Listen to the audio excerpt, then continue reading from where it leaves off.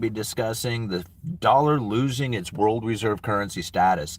This is going to be very devastating for the United States when this takes place. When the dollar loses its world reserve currency status, basically what is going to end up happening from that is that people are no longer going to be purchasing the United States government debt. And that is going to be very, very difficult to operate in, since the United States and essentially everybody within it gets their new money from the debt issuance. And if there is some reason why the entire world decides that they are no longer going to be participating in the purchasing of the United States government debt, then what will end up happening is the transactions that are done around the world will also begin to stop being done in the United States dollar. They will move into some other form of currency. All the dollars that are existent out there will no longer be used for doing transactions, and most of that money will be flying back to the United States, and we'll see a hyperinflation scenario. Now, that's the short story when it comes to what's going to happen when the dollar loses its world reserve currency status. Here's the problem. It's not going to lose its world reserve currency status. You know why? It's because there's no other replacement for it. There's simply nothing else out there that can do the transactions that the dollar is doing. Like there could be the rise of something, there could be an alternative, but there's nothing that competes with what the dollar is doing. Now, when I think about these other nations that are trying to set up their own payment systems, none of those nations want to be the debtor. They all want to be production and savings, because that's what builds a strong economy. All the BRICS nations want to be producers, savers. None of them want to be the debt issuer. Now, when it comes to the United States, we would love to be a manufacturer, but we don't manufacture enough to support ourselves. So what we have to do is be the debt issuer. And when we issue out debt, what we are issuing out is a safe and liquid asset. This is probably one of the most critical parts that most people do not consider. I didn't see anything in the articles that I left down in the description talking about this exact thing. There is a little bit talking about the foreign purchases of U.S. treasuries, and when they stop doing it, then you will find that the United States world reserve currency status will begin to crumble. But that's not taking place. There's more ownership, there's more foreign purchases of U.S. treasuries now than any other time. Think about that for just a second. There is more foreign holdings of U.S. treasuries now than at any other time. They are not unwinding the position, they are increasing it. Now, granted, there's a lot of to be purchased right now, so that would make a lot of sense why there is more foreign holdings of it. But when it comes to the safe and liquid asset, there's nothing else that can replace it. China would have to be in a debt issuance like the United States is. That's not how they want to operate. They want to operate by manufacturing and distributing goods out there to the world, and the world sending them their money. But the United States doesn't operate like that. We sell U.S. debt. So if there is, in order for us to bring the new money in, if one of these other nations wants to provide a safe and liquid asset, they would have to do what the United States is doing. And none of them want to do that. So it's not going to be replaced by any of the BRICS nations. They can set up their transaction system to say, hey, let's transact using something outside of the dollar system, outside of the SWIFT system. But when it comes to doing those transactions, they have to also provide a currency.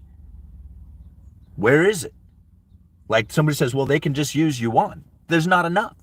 There's not enough rubles. There's not enough rupees. There's not enough yuan. None of it. There's not enough of any of that currency out there to compete with what the United States dollar is doing.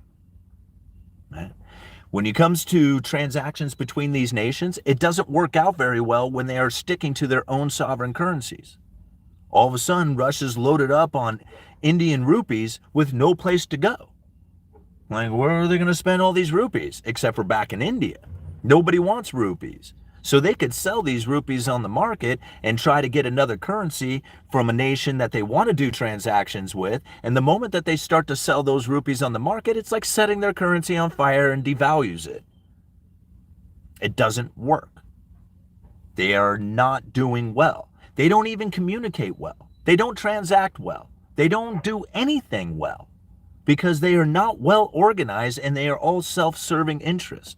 And that's like not something that you would say like is a bad thing. Most people would look at that saying, yes, we are all self-serving. We all want to have the best position. They all want to be the producer saver. So if they're being a producer saver, what they are doing is they are importing money and exporting stuff. So if you were to think about it, hey, they're going to start transacting in gold and Bitcoin. Hey, that sounds good. We can go back to the way the world reserve currency used to be based off of a gold standard. Okay, I can kind of go with that for a little bit. It's good currency. It's strong. It's valuable. And people would do it. Here's the problem with that. Is that even if you were to have a gold or a Bitcoin-based currency, what you are doing is you are limiting the amount of transactions that can take place around the world. See, this is the problem that the United States was facing back in the 60s, actually back even before that. It's called Triffin's dilemma. See, a lot of people don't like and all these BRIC nations taking over the world reserve currency and the dollar losing its world reserve currency. None of these arguments incorporate Triffin's dilemma. Go look it up. Back in the 60s, I think it was the 60s anyway, I believe it was Robert Triffin was the guy's name, who came up with this theory that says if you are going to be the issuer of the world reserve currency, then you have to run trade deficits. Meaning that you have to import more stuff than you export, because when you import stuff, you export the dollars. That's how the United States is getting the dollars out there to the rest of the world, is we import stuff and we export the dollars. We export the debt. We export all that stuff, but we don't export our manufacturing base like we once did. That's how we were able to rise to the nation that we were. We imported all the gold and then we kept it, severed ourselves from the gold standard and started issuing out debt-based currency. The U.S. Treasury became the safe and liquid asset. Now, the only way to compete against the dollar is to have something that is so extensive out there that it can perform all the transactions that everybody wants to do. And there's nothing there. If one of these nations, one of the BRICS nations, wanted to be the producer saver, they are going to import the money and export stuff. If they import the money, they are going to deny the rest of the world the ability to do transactions. We've seen this in history. It's called the Cantillon effect. And when that takes place, you will find a global slowdown, and this nation that had hoarded all the money has to redistribute that back out there to the rest of the world. When the United States severed ourselves from the gold standard, we started redistributing that money back out to the rest of the world, but it was fiat currency and not the gold. People didn't like it at first, but they had no other choice. They wanted to do the transactions. So now we find ourselves in a position in which that we are issuing out the world reserve currency, and there's nothing else out there that can replace it, not to the level that we have had. So again, I think about it when it comes to these BRICS nations and the loss of the world reserve currency status to the dollar, they're not doing it. They're not doing what it takes in order to replace the dollar. What they would have to do is start being a debtor nation, meaning that they would have to issue out a safe and liquid asset comparable to the U.S. Treasury. And there's nothing out there that comes even close to being as deep and liquid as the U.S. Treasury market is. U.S. Treasuries are almost as good as cash. Like, in fact, a lot of people look at it as if it's cash. And it's a little bit better because it pays an interest. And you get to use it in world reserve or as a world reserve currency in world trade. So U.S. Treasuries are essentially the world reserve currency, along with cash and along with other dollar-denominated assets. And there is other world reserve currencies out there as well, not reserve currencies, but other world trading currencies, such as yuan and yen and other items out there. But again, none of those come even remotely close to what the dollar is doing. So even if they wanted to, they're saying, hey, we're going to abandon the dollar. It was just like, great. So what you're also going to abandon is your ability to do transactions. Because there's nothing else out there to do transactions with. That's the whole point of the BRICS nations failing to be able to rise to a superpower like the United States has done. Because none of them want to be the debt issuer. They all want to be the producer saver, because producing and saving is what's built the strong economy. All right, Let's see what you guys are talking about. We got a $5 super chat, $2 garage. Thank you so much for that $5. If the state lost the world reserve currency, expect similar results and conditions to that of Britain from 1946 till the 70s. They had to lease ovens. Okay. I'm not sure exactly what you're getting with that, but there was a major difference between the other world reserve currencies and what the United States is doing. None of them had issued out debt to the level that the United States has done. So I wouldn't expect anything other than a rise of another nation attempting to be an issuer of debt like the United States has done. Like, I bet any one of these nations would love more to be producing and exporting stuff far more than they would like to be the debt issuer. Like, all of them.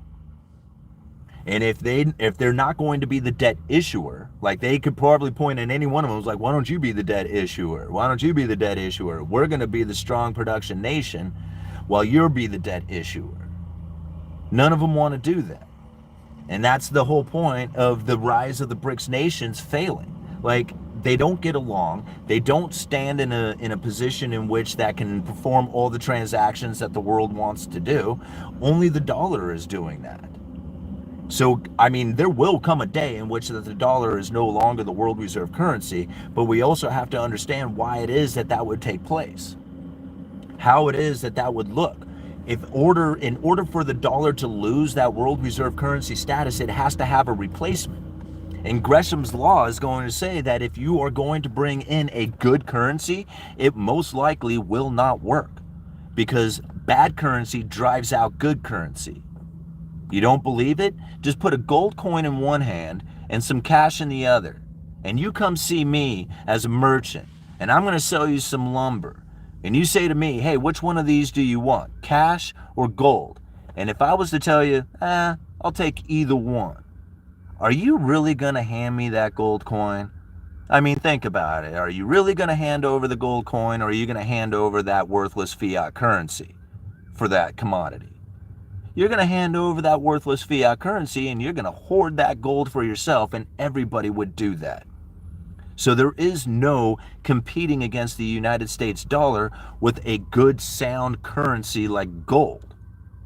It won't work. People will just simply hoard it away. Now, if you want to go into Thier's law, which is actually the opposite of Gresham's law, where good money or good currency drives out bad currency, what you have to see is a complete collapse of the bad currency in order to drive in the good currency. People would have to simply no longer be accepting that bad currency. I don't know about you, but I can go down to the store right now and trade my dollars for goods. Around the world right now, they're still trading dollars in the majority of most transactions that are happening around the world. People are still accepting dollars. They're taking out debts in dollars. The dollar is not disappearing. As much as people want to wish and hope and dream it away, it doesn't go away.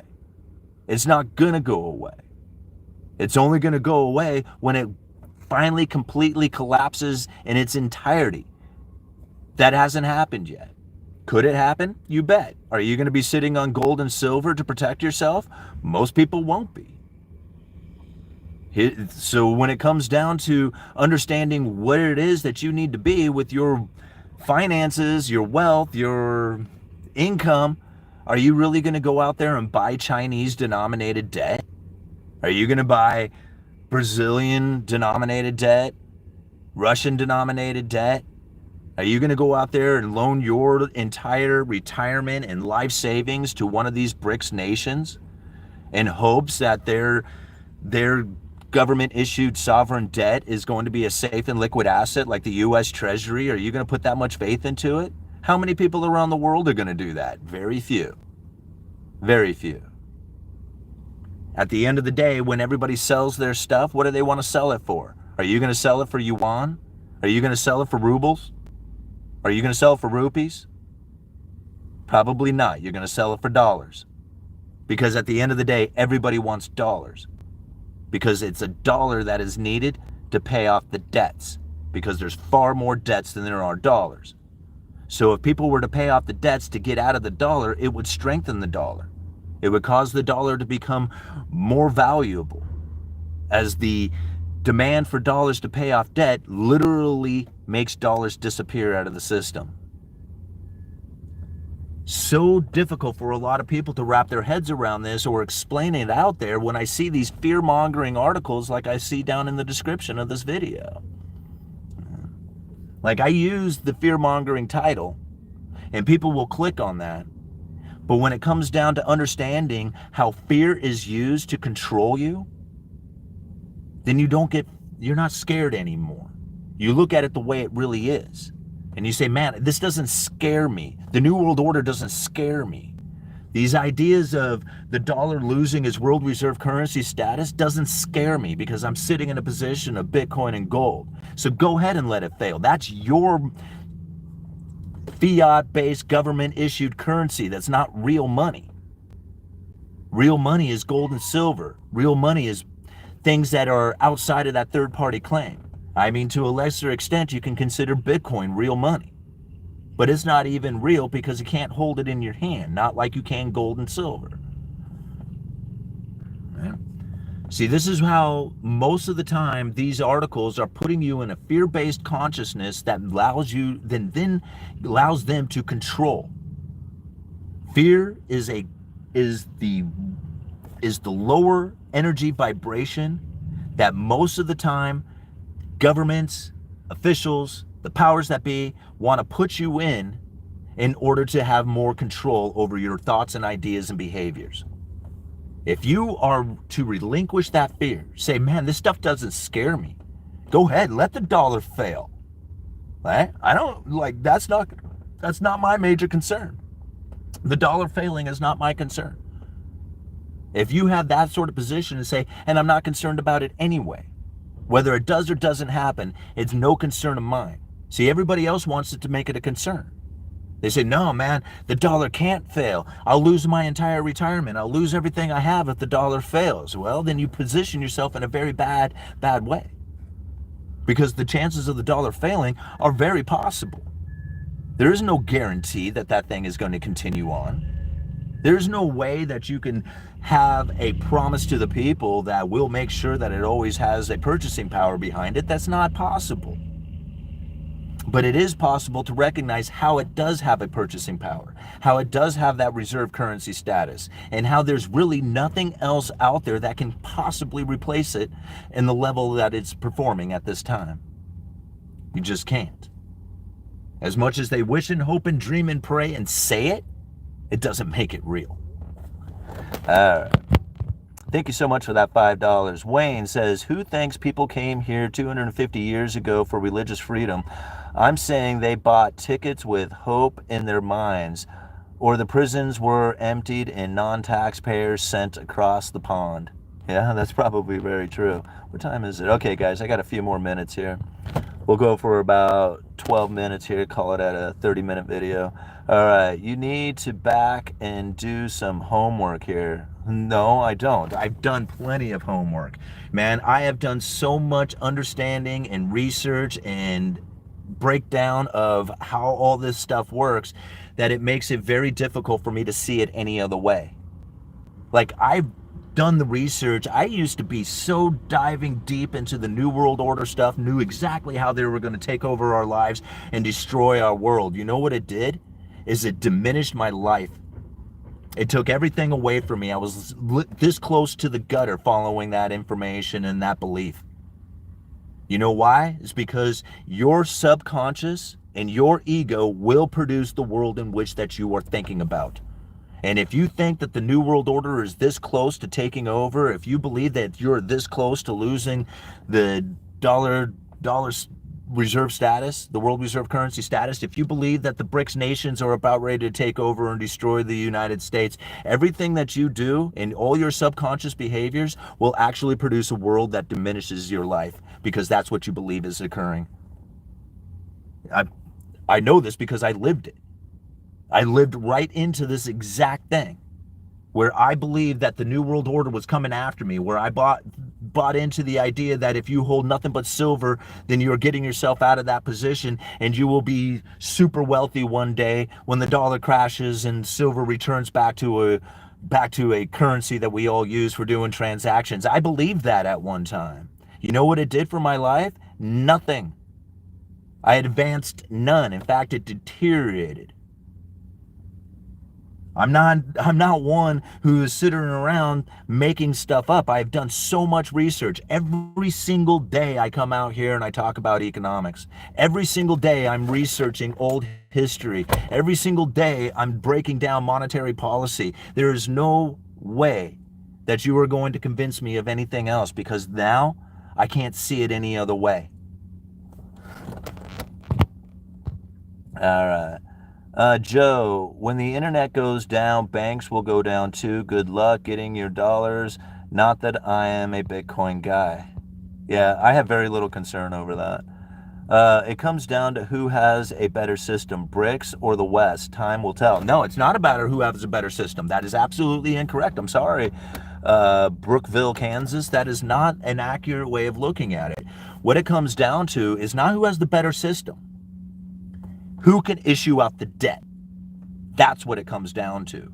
Who has the safe and liquid asset, like the U.S. Treasury? That's what it comes down to. They can have a system that functions so much better than ours, but if you don't have trust in their debt, there's no way that they can compete against what the U.S. dollar is doing. They can't issue out gold. They can't issue out Bitcoin, right? These are two things that can't be issued out. They are either there or they are not. And if they are a production nation, they are going to import that gold, hoard it for themselves, because being a production nation is what builds a strong economy, production and savings. And if it's Bitcoin based or gold based, then they are going to hoard that for themselves and deny the rest of the world the ability to do transactions, and the world will suffer in pain and misery. They cannot compete against what the dollar is doing because they do not have the confidence. The people don't have the confidence. They haven't established a situation in which that people would be confident in what they are doing. And without that, they can't compete.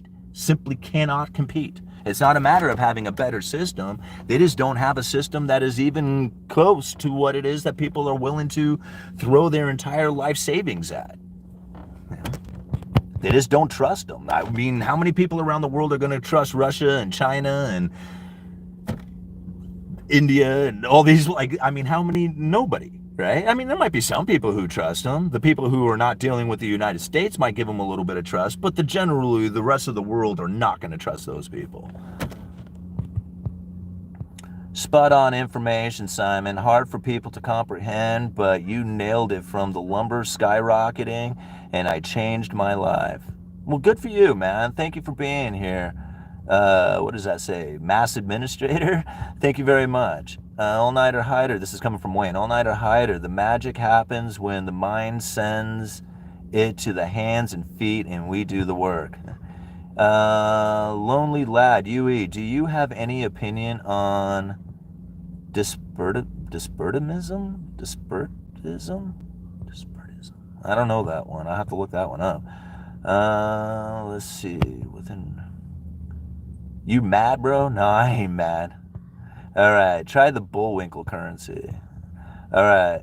The U.S. is choosing hyperinflation instead of economic depression. That's not true. You're absolutely wrong on that. Things are just going to keep going up and up and up. That's not true. If that was true, then you would find lumber prices going up every single day. You're not. You're actually finding them falling. Well, right now they're at $520 something per thousand, which is very much a normal price going all the way back to like 2017, 2018, way before the pandemic, way before all the money printer go burr stuff. Right? Where did all the inflation go? If the dollar is going into hyperinflation due to loss of value, then why is it not showing up in lumber? I mean, you have to ask yourself that. If you cannot answer that question, then you're not getting it. You're missing it. And I don't mean to pick on you, but that's the case. The Federal Reserve absolutely needed you to understand and know and believe that there was going to be an inflationary scenario to save their monetary policy. They needed you to have an elevated inflation expectation, and it totally worked. I mean, if you don't believe me, just go read John Williams' speech, Monetary Policy Strategies for a Low Neutral Interest Rate World.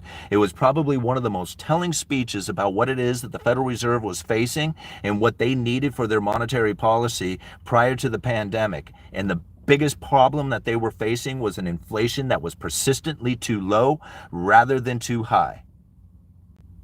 That is so difficult for a lot of people to wrap their heads around and to actually internalize and believe it because of the massive amount of information and propaganda and misunderstanding about the monetary policy have been pushed out over the last couple of years. Everybody had it in their head that the dollar was going to lose, that it was going to lose its world reserve currency status, that it was going to lose to a hyperinflation scenario, that the dollar was going to fail.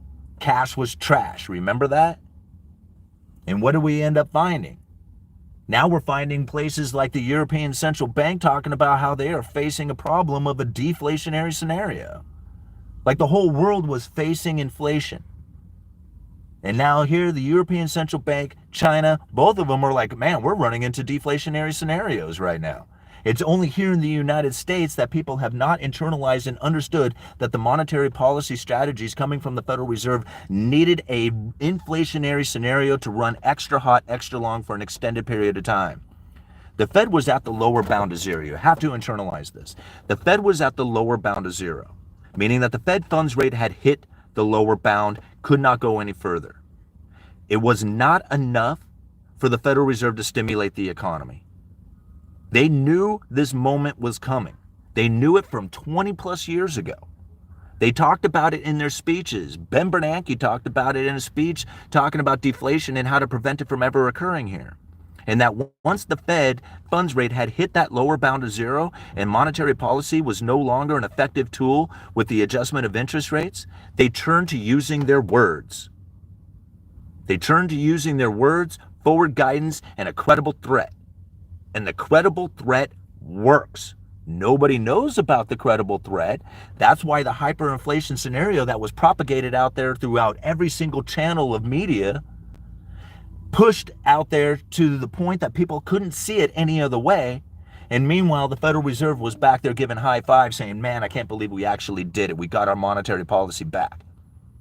As the Fed goes to fight inflation, they raise the Fed funds rate up to 5.5%, which is typically the amount that they would want to move in order to stimulate the economy. You look back through history, anytime they ran into a recession, they would drop the Fed funds rate around 5% in order to get people to borrow money to go out there and buy houses and cars and go on vacation. But this last few decades, at the lower bound of zero, gives them very little room to operate with the adjustment of interest rates.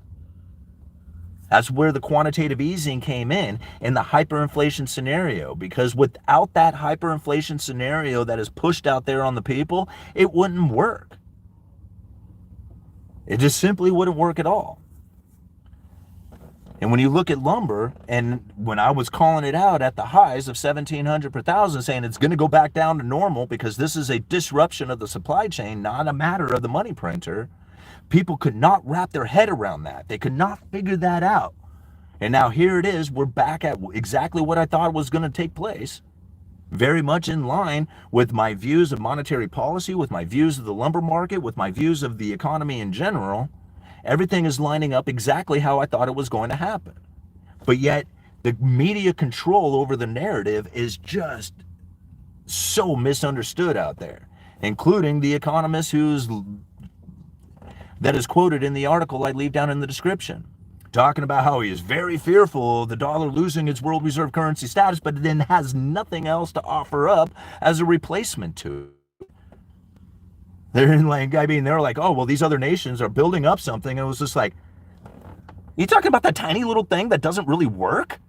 I mean, is that what's going to replace the dollar? Is this tiny little broken system that doesn't even really function in any kind of realistic manner? That's what's going to replace the dollar? I don't think so, right? I mean, go ahead and take on the fearful idea that it's going to destroy the dollar, that little tiny thing that they got going on there that doesn't seem very well organized or very efficient. But if you believe that's going to destroy the entire dollar, well, then go for it. I have other things. That I'm looking at. That doesn't scare me. All right, moving on. We got another $10, $5 from A to Grub. Thank you so much. How far can the U.S. keep issuing trillions of debt deficits? I don't know. Like, I really don't know. I mean, to be honest with you, if you had asked me, I don't know, back in 2009, 2010, how much longer does the dollar have before it completely fails? And I would have said it would have been over by now. I mean, I was of the belief that there was going to be a hyperinflation scenario. The Federal Reserve was taking the balance sheet from $850 billion to over $4.5 trillion. You think the last round of money printing was scary? You should have tried living during the great financial crisis when they were really pumping out some serious money. I mean, on a percentage basis, it was far more money that got printed back during the great financial crisis than occurred here during the pandemic. I mean, it was more money on a dollar, like on a dollar number basis. Right? But on a percentage, there was almost 4 times, 5 times the amount of money printed up during the great financial crisis. They just doubled the currency this last time. See, that idea of what it is that the Federal Reserve is doing, and then the media propagandizing that information out there, scaring the hell out of the people, then gives them the control. It's so important to understand it, because without that fear, without that worry, without that anxiety that has been pushed out there, like, you don't know, you're about ready to lose everything. We're doing everything we can over here as the government and the banking system. We're doing everything we can to save the system, right? And you're over there going, oh gosh, what are they going to do? Hyperinflation, I'm going to lose everything I got. Meanwhile, they got total control over you. All they have to do is just put it out there and control the narrative, and they got it. But yet here, if you got some people out there saying, well, wait a minute now, you were looking for an inflationary scenario. You're not scared of an inflationary scenario, talking to the Federal Reserve. You guys, those guys are not scared of an inflationary scenario.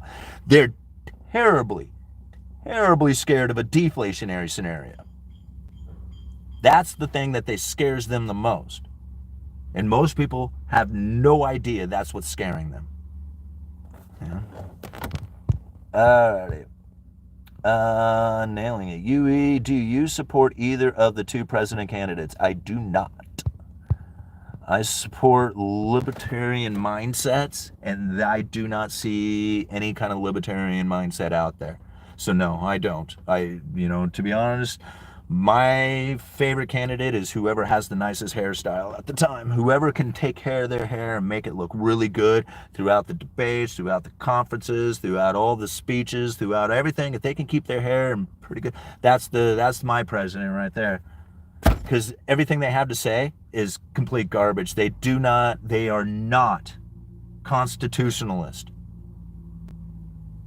They do not care about the Constitution. They do not fight for the belief or an understanding and benefit of having independent freedom, individual rights, constitutional powers that limit them. They do not care about any of that stuff. And if they don't care about that, why should I care about them?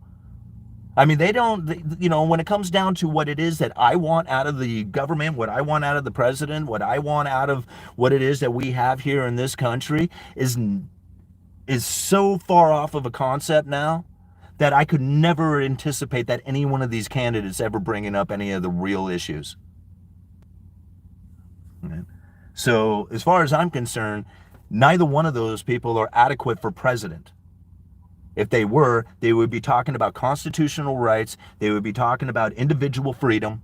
They would be talking about things like the things that Ron Paul was talking about as a candidate. He was the last decent candidate out there. Trump did a pretty good job the first time around. I mean, I enjoyed candidate Trump before he was president.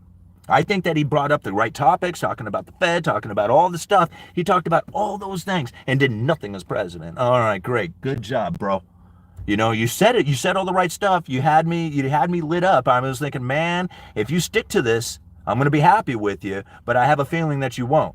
And at the end of his administration, what was he saying? There's no inflation. The Fed should be printing money, going into negative interest rates. Give me some of that. The rich people in the room know what I'm talking about. Does that sound like a good constitutional president to you? Right? So no, I think neither one of these people are adequate for my president of the United States, the one that I would choose, right? The one that I believe is the constitutionalist and believes in Constitution, believes in limited government. I don't believe that exists anymore, and so therefore I just don't have any interest in them. As long as other countries can fund their entire country's economy via long-term treasury bonds, and dollar will remain king. My respect for Simon. Well, thank you, Andrew. I appreciate the comment. Simon for president. Yeah, I don't think they would have me. See, the problem with it is that if I was president, I would have, like, if they were say, hey man, you're president today, what are you going to need to do? Well, we're going to need to, tear the Band-Aid off and tell the American people, guess what? We have lived too long off of debt. We can't do this anymore. So what you're going to have to do is you're going to have to work 2 to 3 times harder for half as much as what you're getting. Not only are we going to subject you to that, but we're also going to subject your kids, your grandkids, and maybe even your great-grandkids to this exact life, where you're working 2-3 times harder than what you're doing today, earning half as much, paying off debt. Whatever, when the debt is paid off, then all your extra money doesn't go to increasing your lifestyle. No, it doesn't increase your standard of living. What it's going to do is you're going to take that extra money and you're going to save it. And you're going to reinvest that into production. And we're going to do this for generations and upon generations. It's going to span well over many administrations. Does that sound like a president who's going to get hired? Probably not. But that's what's going to be needed in order to fix the system. Otherwise, there is no hope. There's no hope of fixing it. It doesn't work. It doesn't go into that. What you are going to have is more debt issuance, more new money coming into the system, and regardless if it goes to the top or bottom, it will separate the rich from the poor. New money coming into the system separates the rich from the poor. And there's no other way of going around it. I would love for it to be different. I would love for there to be a system or an idea or a concept that says, hey, how can we do this so everybody sings Kumbaya? That doesn't work. It's not fair. The system's not fair, and it's not going to be fair. It's better to understand it for what it is so that you can position yourself most appropriately for it. But to think that you can hire somebody who's going to come in and say, hey, we're going to make it better for everybody, you're delusional. It's not going to work like that. I mean, for some people, it very well could. You might find where a handful of people are able to take advantage of some early stages programs or something of that nature in which they could say, hey, look, the case study shows that these people did pretty well. That's not going to be the case for everybody out there. What time is it? I gots to go. Uneducated Economist, you let me know.